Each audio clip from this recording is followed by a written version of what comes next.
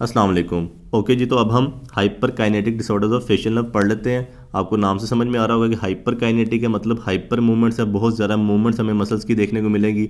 वो क्यों देखने को मिल रही होगी? क्योंकि हमारी फेशियल नर्व एक्सेसिवली फायरिंग कर रही होगी, ज़रूरत से ज़्यादा सिग्नल्स भेज रही होगी। इस वजह से हमें ज़रूरत से ज़्यादा हमारे फेशियल मूवमेंट्स देखने को मिल रहे होंगे। ये दो तरह की कंडीशन हो सकती है। एक हेमी फेशियल स्पैज्म होंगे, नाम से आपको समझ में आ रहा है कि हेमी फेशियल है, मतलब आधा फेस इन्वॉल्व हो रहा है, one side of face involve हो रही है, ठीक है। और स्पाज्म नॉर्मली हम उसको कह रहे होते हैं जब हमारा कोई मसल कॉन्ट्रैक्टेड स्टेज में चला जाता है, ठीक है। लेकिन इसके अंदर ना हमें रिपीटेड एक स्पेसिफिक टाइम के बाद, मतलब 2 सेकंड के बाद हो सकता है, 5 सेकंड के बाद हो सकता है, ठीक है।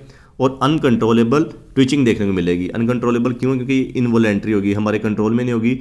ट्विचेस आ रहे होंगे कुछ स्पेसिफिक टाइम के बाद, रिपीटेड अनकंट्रोलेबल ट्विचेस, ठीक है। और आधे फेस के, जिसको हम कहेंगे हेमीफेशियल स्पाज्म, ठीक है। ये क्यों आ रहे होंगे? इसका कॉज ये होता है कि जब हमारी जो नर्व आ रही है ना, फेशियल नर्व आ रही है, अगर उसको कोई चीज़ इरिटेट करे या उसको कंप्रेस करे, उसकी वजह से जो हमारी फेशियल नर्व है वो एक्सेसिवली फायरिंग करे, वो इरिटेट हो, वो ज़्यादा आगे मतलब सिग्नल्स भेजे, उस कंडीशन को हम कह रहे हैं कि ये हमारा हेमीफेशियल स्पैज्म है, कि काइनेटिक डिसऑर्डर है। दो टाइप के हेमीफेशियल स्पैज्म होते हैं, ठीक है। पहला हमारा आ जाएगा इसेंशियल, जिसको हम आइडियोपैथिक कह रहे हैं, मतलब इसका कॉज अननोन है।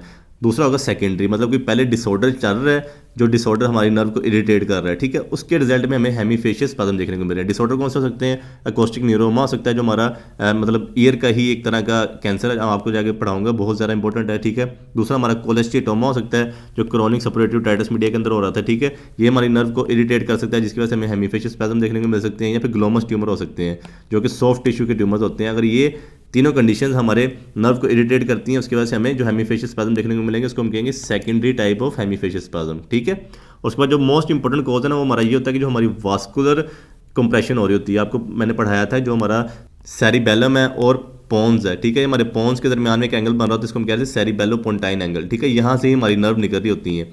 अगर जो नर्व निकल रही है और यहाँ से हमारी ब्लड सप्लाई जा रही है, ठीक है, ब्लड सप्लाई भी अंदर जा रही है, नर्व भी यहाँ से बाहर आ रही है। अगर कोई हमारी वास्कुलर जो हमारी ब्लड सप्लाई है, वो अगर हमारी नर्व को कंप्रेस कर दे, मिसाल के तौर पे अगर ये हमारी ब्लड सप्लाई थी, ठीक है, ये रेडिश मोटी ब्लड सप्लाई ये जाके हमारी नर्व को कंप्रेस कर देती है, जिसकी वजह से हमारी नर्व इरिटेट होगी, नर्व हाइपर सिक्रीशन की तरफ चले जाएगी, वो ज़्यादा सिग्नल्स भेजेगी, जिसकी वजह से हमें ट्विचेस देखने को मिलेंगे।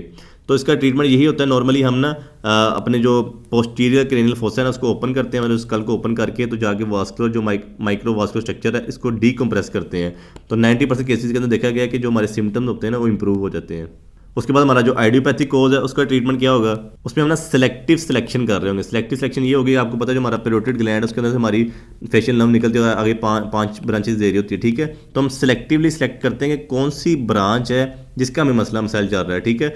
इनको पकड़ते हैं, पंचर करते हैं, देखते हैं अगर हमारे सिम्टम्स इंप्रूव हो जाए तो ठीक है, या फिर हम पंचरिंग कर देते हैं फेशियल नर्व की, वो भी टिम्पैनिक सेगमेंट की। जो हमारी फेशियल नर्व आ रही है ना, हमारे मिडल ईयर से गुजर के आ रही है, इसको हम टिम्पैनिक सेगमेंट कह रहे होते हैं, ठीक है। तो हम मिडल ईयर में जाके वो फेशियल कैनाल से गुजर के हम उस नर्व को पंचर कर देते हैं। पंचर का मतलब ये है कि हम खुद ब खुद ही नर्व को इंजर्ड कर देते हैं, ताकि डी इनर्वेशन हो जाए। हमारा एम यहाँ पे यही होता है कि हमने डी इनर्वेट करना है नर्व को डी इनर्वेट कर दिया तो आगे जाके वो ट्विचिंग ही नहीं कर रही होगी, ठीक है। जैसे इसके अंदर हम डीकम्प्रेशन कर रहे थे, इसके अंदर हम नर्व को नहीं खराब कर रहे थे, नर्व को डी इनर्वेट नहीं कर रहे थे, क्योंकि इसके अंदर हमें कोज पता था, हमारा वास्कुलर कंप्रेशन हो रही थी, वेसल जो आ रही है वो कंप्रेस कर रही है।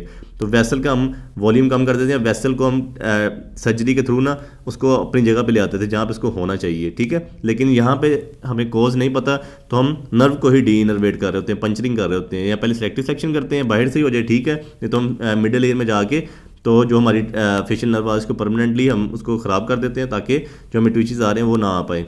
या फिर हम बोटुलिनम टॉक्सिन दे देते हैं। आपको पता है बैक्टीरिया का एक टॉक्सिन होता है, ठीक है।